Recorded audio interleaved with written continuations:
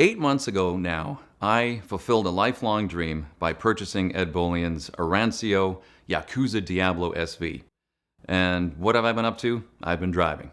I've put 6,000 miles on the car in only the first 8 months of ownership, and I'm having absolutely the time of my life with the car. Actually, only 2.5 weeks after I got the car, it was delivered to me in Ontario. I drove the car back down to Atlanta to tell my first story of the story of acquiring the car, and for Ed and I to go on a cancer rally called Smile a While, which was an incredible event that was put on by Brian Land. And that's really where I started to feel that things had changed here for me, because I've got Ed in his Veyron, myself in the Diablo, and Rick in the car flood Gallardo behind me, 3 of us rolling out in a convoy from Ed's place to head over to this rally. And I'm just looking ahead, looking behind, and going, I guess this is the way things are now. Had a great time with that event, and definitely doing it again this year. And I took the car to Florida for the winter from there and spent a lot of time down there. It got a lot of great oceanside miles. And I've just recently brought the car back up to Ontario, where I'm going to be spending my summer, obviously. And the car just doesn't miss a beat. It's running magnificently. It gets all the thumbs up, all the positive attention, and I'm really just having a great time with it. But of course, on my way home from Fort Myers, where I spent a lot of my time, I did stop off at the Amelia, and we had a super time there with a collection of guys. Doug and John were up there from Ohio. Tim showed up from New York, and of course, Ed and myself. And then Cameron and Charlie from DC Motorworks came a day later, and the group of us just had a super time. And I entered the Diablo in Radwood. Now, much to my chagrin, I didn't win. I thought I had an excellent display there, but there was a Venturi, of all things, that was determined to be raddest in show. I was a little sore about it because my car parked right next to it got probably 100 times as many pictures, but the Venturi was definitely cool, and I was happy for the owner, so kudos. But one very cool thing that was going on at Radwood was the fact that almost everyone, of course this was the right environment, but almost everyone knew exactly what car it was, where it came from. Most of them didn't know me, but that's perfectly fine, because I like being associated with the fact that this is now a celebrity vehicle, and I'm happy being the anonymous custodian of it. Now I'll take a moment to talk about the questions that I get asked. So we'll have a little mini AMA session here. Now, I get asked all the time, actually, about what the next car is going to be. Now, the next car, number one, is not going to be anytime soon, because it took me a long time to get to this one. This is the culmination of many years of dreaming, as well as a lot of years of developing a business that allowed me to get to this stage. And I'm really not in any hurry at all to put another car in the garage while I'm still totally basking in the fact that I've gotten this one. Part of the answer is not anytime soon, but to specifically answer, my next car will be a Ferrari 355. I love that late 80s, early 90s time period. That's where my heart is. That's when I had a lot of fun growing up. And the Ferrari 355 is a great little car. I love that smaller proportion, and it's beautiful, and it makes the best sound. And roaring through the gears in a gated manual with the top down in that car, I think would be a lot of fun. So one of these days, that'll happen. Another question that I get asked is, how fast have you had the car going? I have had it up to 125 miles an hour. That did occur in an undisclosed jurisdiction at an undisclosed time, and I never even told you that. And then some people, of course, simply ask when you got it and how long have you had it. And generally, I answer the questions honestly. I only just got it. I've had it a couple of months. A little bit of fun that I have is when I'll pull up at an intersection at a red light with something that is definitely a faster car next to me. Tesla is a perfect example. Any Tesla is faster than my car off the line. Someone will, speak through their window to me and say, hey, that's a really cool car. I think I'm faster than you off the line. So they're not really asking me a question, but they're kind of making a statement to me. And I've come up with an answer to them, which is, actually, I do have one of those too, which of course I don't. But it kind of shuts down the situation here when I have someone that wants to have a little bit of authority over me, that they paid a lot less money for this car that's definitely faster than mine, and here I am in this very expensive thing that they'll smoke off the line. I have one of those too. Shuts them right down. And finally, the question I actually get very often is, what have you done with the car since you've had it? Because this car does have the Yakuza provenance, and it is known that it showed up in America when Ed purchased it in a certain state, shall we say. Now, it had rhinestones on the air vents, and it had a rhinestone bling shift knob, and it had just kind of some kind of a steering wheel on it, lights around the back window, and a Japanese flip face head unit for the stereo. So pretty much all that stuff is gone. Now, I preferred definitely to clean it up in there. The air vents came out, I gifted them out, and Ed and Matthew Ivanhoe each got one, I believe. The tunnel center panel cover was chewed up and had stickers on it and switches that I didn't know what they did and everything. So I took the original one out, gave it to Ed for his 40th birthday, got a replacement, and now the shift knob, the steering wheel, and the tunnel panel cover are all now kind of a matched Momo set, which I think is really sharp.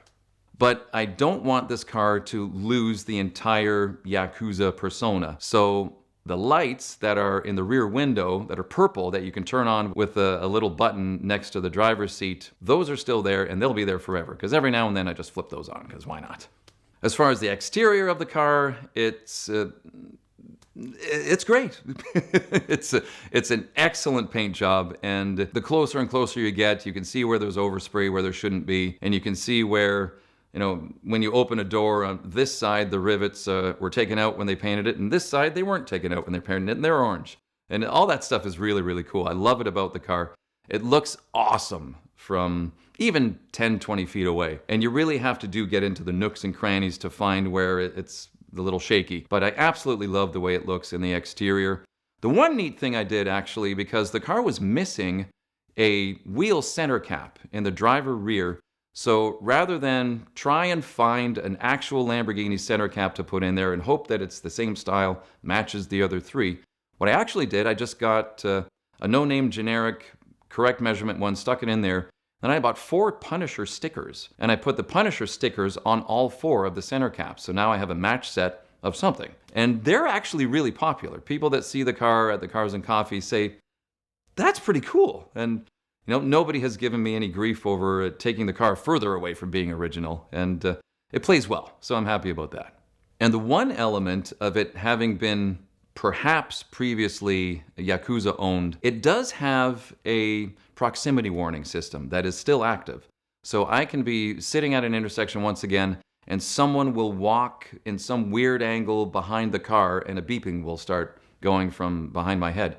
And it took me quite a while to figure out what was going on with that. But then I realized, oh, that beeping is happening when something's happening back here. So that's a proximity warning. So perhaps it was Yakuza owned after all. Now, my further plans with the car, of course, as I said in my original video, as many miles as possible, as many charity events as possible. So when I first got the car, in my first video, there's footage of me at this charity event for sick children with Starlight Canada, where we had the kids going around a racetrack in the cars and having an excellent day. And then, of course, when I got back down to Atlanta, hang out with Ed, tell a story, go to the cancer rally, that one was a different format. It was out on the road with cancer patients in the cars. So what I'm going to do with the car is do a combination of the sick children running around a racetrack and the cancer patients running out on the road in the exotic cars. I'm putting the 2 events together into one, where I'm going to have sick children from Starlight Canada with the charity organization that I'm involved in up in Burlington, Ontario. We're going to have them out on a road course. And I'm greatly looking forward to doing that this coming summer.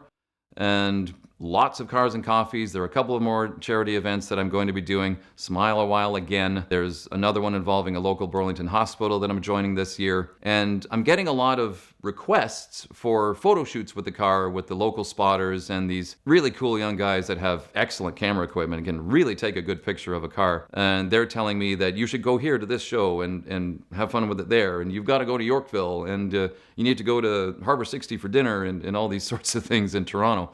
And I'll probably dabble in those kinds of things as well, because why not?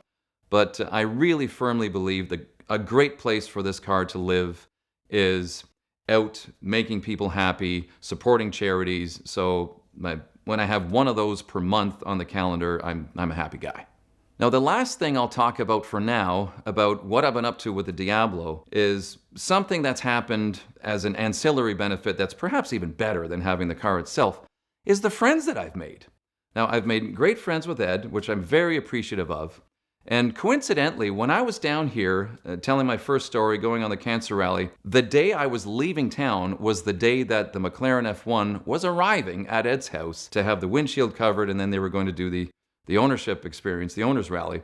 And Pedro Vela was here. He's the basically the handler of the F1, and he works at the Revs Institute. And I spend my winters in Fort Myers. He's in Naples. He's a friend now. We've gone for lunches and dinners together, and we've had a great time. And I've met Tim Fabrizio, I've met Doug Tabbitt, I've met John Sabo. Cameron Davis and I are getting really close. He's talking about checking things out in Canada, maybe in the summer, maybe in the winter. And I've met Andy and Charlie as well. And it's just been a wonderful experience getting to know these guys that are doing for a living this thing that I find so tremendously cool. And that day that we were at the Amelia, got an Airbnb together. I showed up later in the evening, and I come up into this living room, and Doug and John is there, Tim's there, Ed's there. I get welcomed in, and okay, here's a bourbon. We're sitting on the couches watching Top Gear Classic on YouTube, and I just kind of looked around and thought, I'm amongst my people. This month of VINwiki content is brought to you by Bridgestone, and the most exciting tire from Bridgestone right now is the brand new RE71RZ. That's their extreme max performance summer tire that is championing pole position. It's built for the grassroots motorsports crowd and offers much better on-track wear patterns than we saw out of the amazing RE71RS that it is now replacing. It uses Bridgestone's enlightened technology to deliver long-lasting performance and much more responsive control. And the RE71RZ is now available across North America in 45 sizes since December 31st of last year. This new tire meets all requirements for SCCA racing and will be eligible for competition use in 2026 for solo and time trials. This new tire is 0.74 seconds faster on a dry lap and 0.75 of a second faster in a wet lap compared to the outgoing RE71RS. This really is an amazing new sports car and supercar tire from Bridgestone, so check it out now, along with everything else that we love about Bridgestone at the link in the description below.